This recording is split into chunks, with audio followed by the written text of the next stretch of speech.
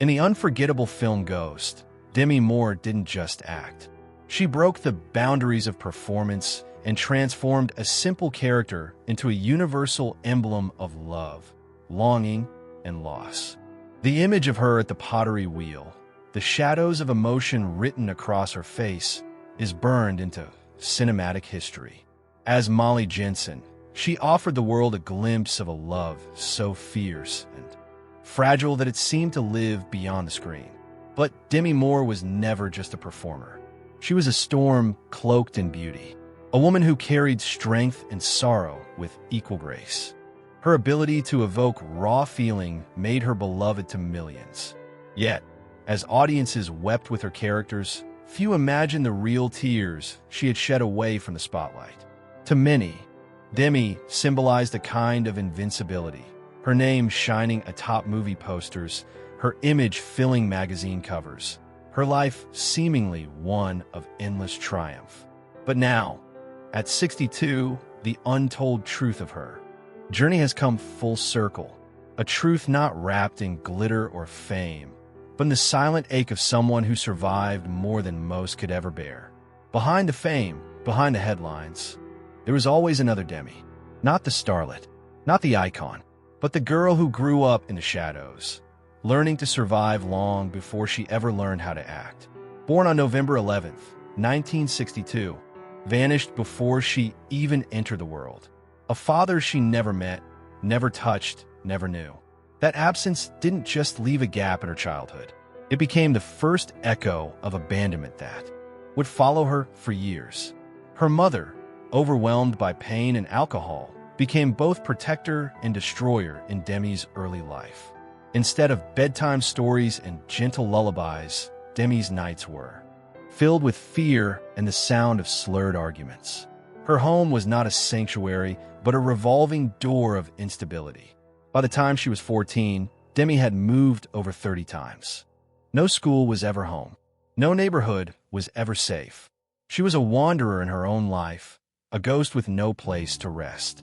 But the deepest wound, the one that still silences conversations, came when she was just 15 years old. In her memoir, Inside Out, Demi revealed a betrayal so chilling it left readers breathless. For mere $500, her trust was traded away. That moment, as cruel as it sounds, was not just an incident. It was a scar burned into her very being. It wasn't the money, it was what the money represented. The price of innocence, the loss of safety, the collapse of what should have been sacred. As horrifying as that was, it wasn't the first time Demi had been forced to become something more than a child. At just 12, she found her mother unresponsive, a scene that would shatter any sense of childhood she had left. Demi didn't scream. She acted. She tried to save her mother's life with trembling hands and eyes that had already seen too much. In that moment, she was no longer a daughter. She became a protector, a fighter. The world didn't give her a choice. These moments weren't just traumatic.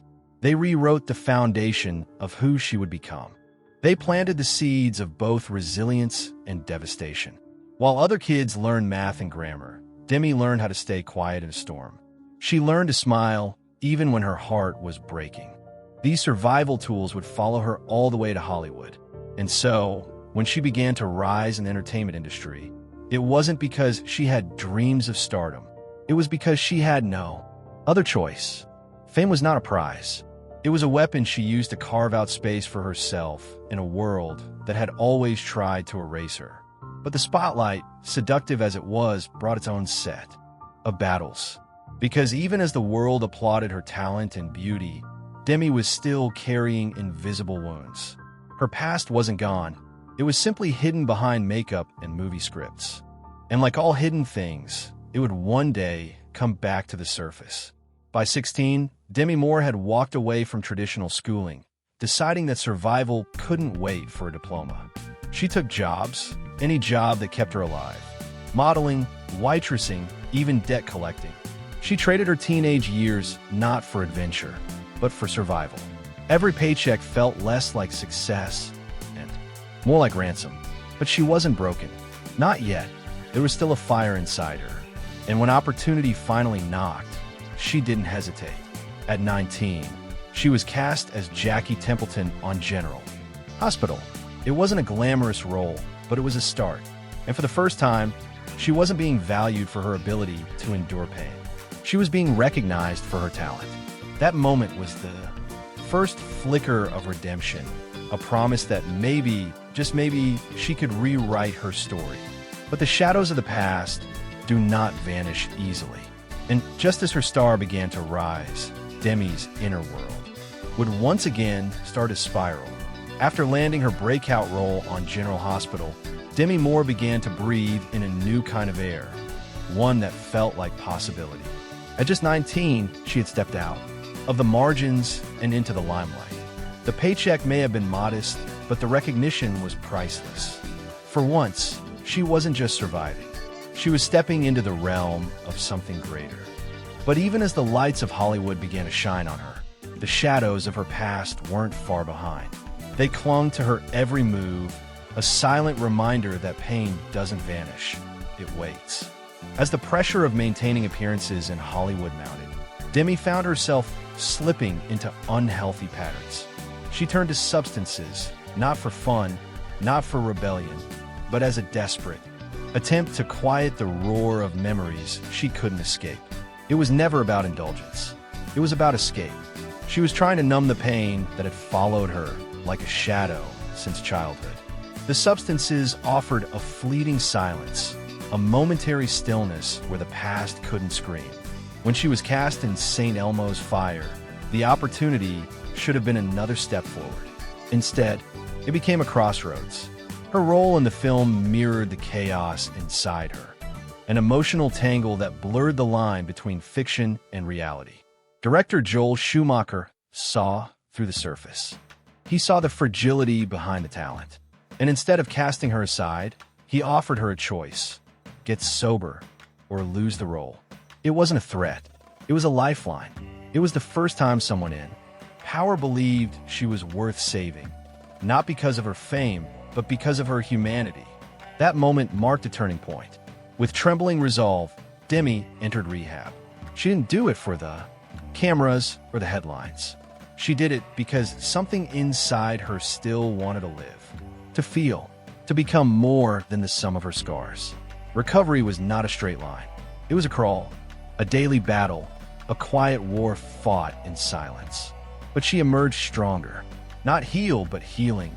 Her performance in St. Elmo's Fire drew attention, not just for her screen presence, but for the grit it took to stand tall when her world had almost crumbled. She became part of the Brat Pack, a label she never truly embraced, but one that marked her as a voice of a generation. Alongside names like Rob Lowe and Emilio Estevez, she represented youth, rebellion, vulnerability, and quiet strength. But Demi Moore was never meant to be just part of a group. She was meant to carve her own path. And in 1990, she did exactly that. When she accepted the role of Molly Jensen in Ghost, no one could have predicted the cultural phenomenon that would follow. The film wasn't just a box office success. It was a global heartbeat. Audiences across the world didn't just watch Ghost. They felt it. They cried with it. They clung to it like a memory they never wanted to let go of. And at the center of it all was Demi, delivering a performance that felt less like acting and more like truth. She didn't play Molly. She became her. She poured her own grief, her own longing, her own unhealed wounds into the role. That iconic pottery scene didn't just become part of pop culture. It became a symbol of love's fragility and endurance. And for many, it became the moment they truly saw Demi Moore. Not the starlet, not the rebel, but the woman. Her look in the film, short hair, vulnerable expression, ignited a global trend. But it wasn't about fashion. It was about transformation. It was about a woman shedding the layers of who she had been told to be and stepping fully into who she was becoming. In that role, she didn't just win over audiences. She made a statement that from pain, beauty could rise, that even the most fragile souls could carry the heaviest truths and still shine. After Ghost, Demi Moore wasn't just a household name. She was a symbol of strength, of survival, of the kind of resilience that can't be faked. But fame is a fickle thing, And just as she soared to new heights, her personal life would begin to show its own cracks. She had married Bruce Willis in 1987 after a whirlwind romance that defied logic and caution. Their love was magnetic, two powerful stars drawn to one another in a blaze of passion. From the outside, they seemed invincible. They had it all: blockbuster careers, a family of beautiful daughters, a home wrapped in laughter and success. But behind the glamour, they were fighting a quieter battle. Bruce wanted stability. Demi was driven by a fire to prove herself again and again in an industry that constantly questioned her worth. The pressures were different, but equally suffocating. Their marriage was a delicate dance of love and distance, connection and sacrifice. As their careers soared, their relationship slowly fractured. By the mid-1990s, the emotional distance between them had become a chasm. They were tethered by their daughters, by shared memories, by a genuine affection that never completely faded. But love, no matter how deep, could not mend the wounds neither of them had fully addressed. Their divorce, finalized in 2000, wasn't dramatic or scandalous. It was quiet, respectful, but heartbreaking. Still, Demi refused to let the end of that chapter define her. She remained committed to her children, to herself, to the work of staying strong even when the world was watching. But life had more trials in store, and Demi Moore would once again find herself standing at the edge of a precipice, forced to choose whether she would fall or rise. After her split from Bruce Willis, Demi Moore stood at a defining crossroads. Many in Hollywood would have expected her to soften, to recede, to take on quieter, more palatable roles. But Demi was never one to shrink herself to fit expectations. If anything, the end of her marriage ignited a new fire within her, a need to prove, not just to the world but to herself, that she could still shape her own destiny. The 1990s became the era where Demi Moore took some of the boldest risks of her career. And in doing so, she challenged an industry that often tried to confine women into narrow roles. In 1992, she stood toe-to-toe with Tom Cruise and Jack Nicholson in A Few Good Men, portraying Lieutenant Commander Joan Galloway, a woman in uniform, driven by integrity, who refused to back down. In a courtroom filled with men, Demi's character didn't just speak. She commanded attention. The film exploded at the box office, grossing over $240 million worldwide. More importantly, it proved something vital. Demi Moore wasn't just a dramatic actress. She was a force. Her voice in that courtroom became symbolic, not just for the character she played, but for every woman who had ever been told to stay quiet, to sit still, to accept less. But with each step forward came new scrutiny. In 1993, she starred in Indecent Proposal, a film that would ignite one of the most controversial conversations in her entire career. The premise was simple, but emotionally charged. A married couple is offered $1 million by a stranger for a single night with the wife. That wife was Demi.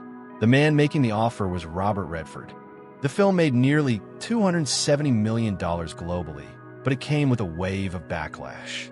Critics questioned the morality of the film. Feminist voices accused it of commodifying women. And as usual, the public struggled to separate Demi the actress from the character she portrayed. Her identity became entangled in debate, as though her decision to take the role somehow reflected her personal values. But Demi didn't flinch. She had chosen that role knowing it would cause a stir. Because for her, acting was never just about safety, it was about challenging perceptions.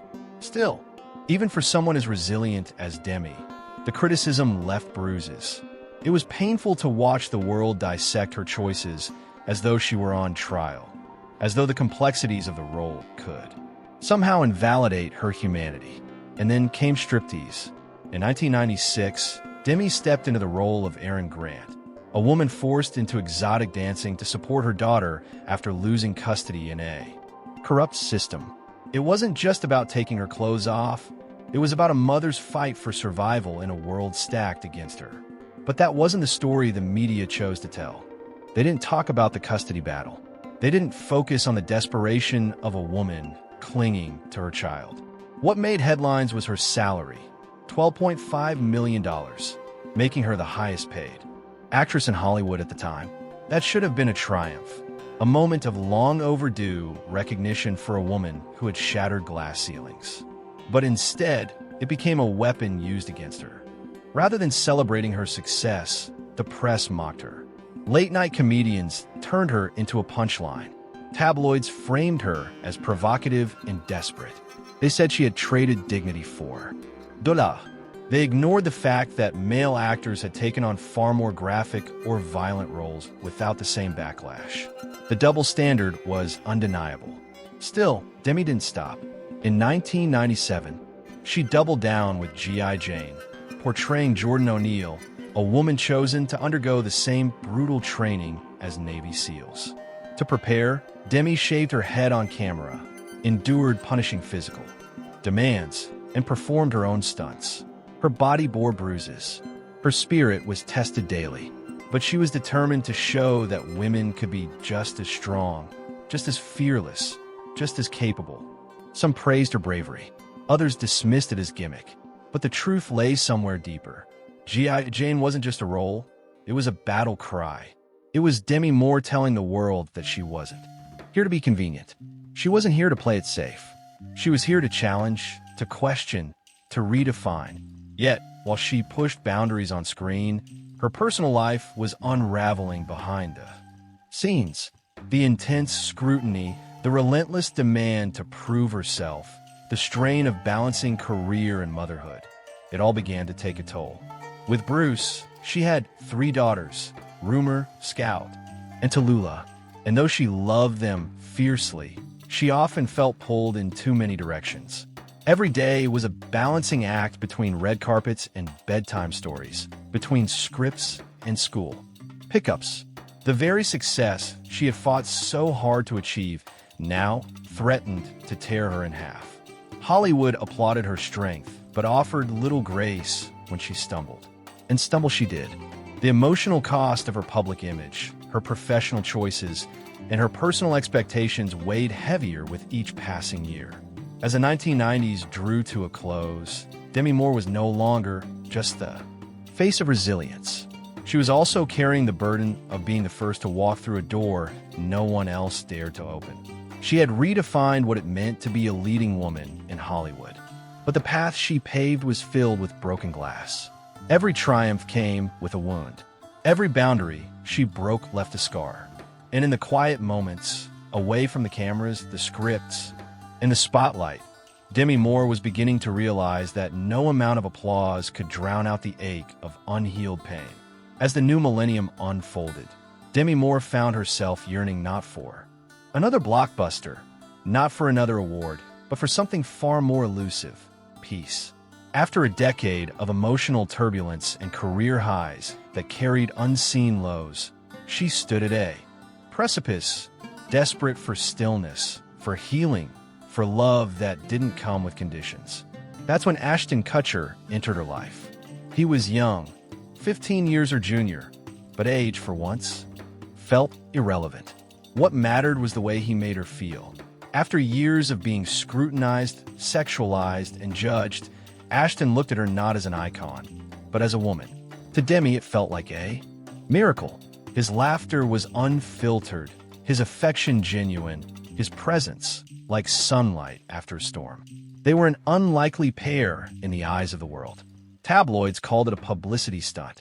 Some dismissed it as a fleeting fling. But to Demi, it was a lifeline. For the first time in years, she'd allowed herself to hope again, to believe that maybe, just maybe, love could come without pain. She let her guard down, and when she found out she was pregnant, everything changed. At 41, after all the battles, all the heartbreak, she dared to imagine a different kind of motherhood. A child not born from desperation or fear, but from joy. She and Ashton dreamed together.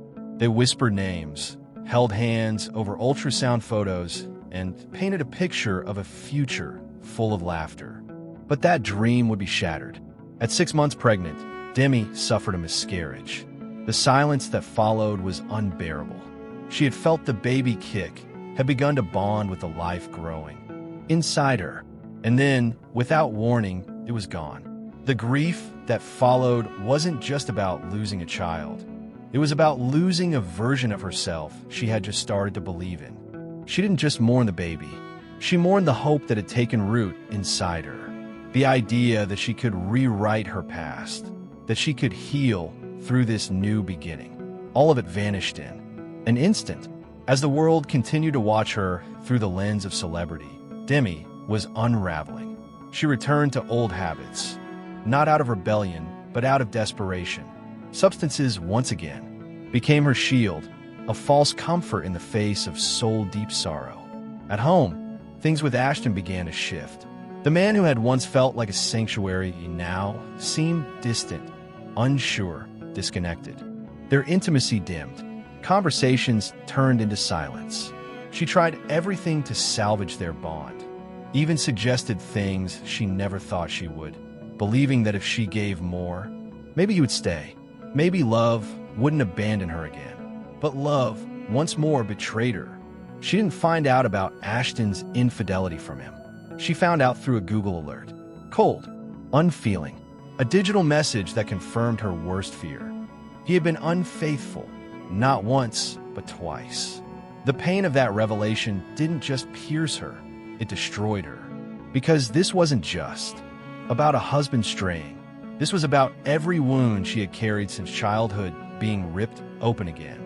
The betrayal confirmed every dark whisper that had haunted her, that she was not enough, that happiness would always slip away, that even when she gave everything, she would still be left behind. And yet, she tried to endure, tried to make sense of it. But the home they once shared turned into a graveyard of broken promises. Laughter was replaced by silence. Trust was replaced by cold distance.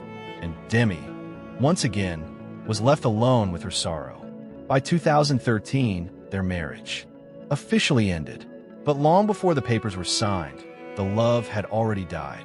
She had hoped Ashton would be her salvation. Instead, he became another chapter of heartbreak she hadn't seen coming. And still, she survived. Barely. At one point, her spiral reached its lowest point. During a party at her Los Angeles home, Demi suffered a seizure brought on by her substance use and emotional collapse. It was a terrifying moment, not just for her, but for everyone around her. For years, she had hidden her pain behind elegance and smiles. But now the collapse was public. Rock bottom wasn't a place. It was a moment when even breathing felt like defiance. Yet somewhere deep within her, a flicker of strength remained. A whisper that she could still rise. That this pain, as consuming as it was, did not have to be her ending. And so, with trembling steps, Demi Moore began the hardest journey of all. Not toward another role, not toward another love, but toward herself. She entered therapy. She began to speak the truths she had once buried. The abandonment, the abuse, the betrayal, the silence. Everything she had once hidden behind beauty and poise was now exposed. It was brutal, but it was real. She began to reconnect with her daughters, Rumor, Scout, and Tallulah, relationships that had grown distant through her years of addiction and sorrow. Rebuilding trust took time, but slowly they returned to her.